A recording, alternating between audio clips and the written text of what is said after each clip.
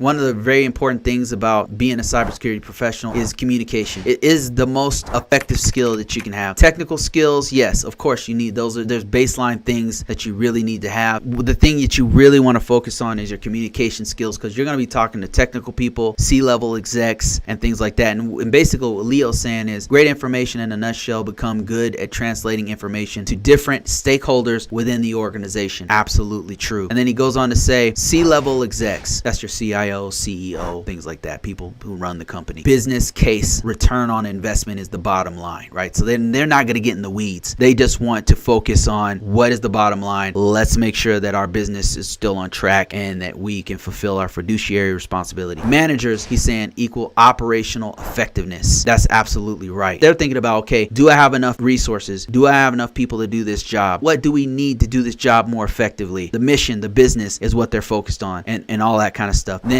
IT, technical lingo. You've got to be able to speak that language. Sometimes when I speak to technical people, I do a little research before I even talk to them. Like if I need to know some stuff about Palo Alto firewall and there's a rule that's messed up or something, I'll actually go on Google and do some research, because I'm not a firewall guy. It's not something I do every day. But these dudes, they are doing it every day. And it's the same thing with networking. If I have to do something for a SIP, I'm weak on networking, and now they want me to talk about some call center device for Cisco. I've never even done any of that stuff. I've never set one up. I've never managed one. I know what SIP is. I have some idea of what it is. You know, I'm gonna have to do some research just to speak to these guys. So the technical guys, yeah, you have to know the lingo. You have to speak their language. Otherwise, they're gonna keep asking you more and more questions, and they got stuff to do. They don't have time to sit there and teach you things. You've got to come there with some knowledge.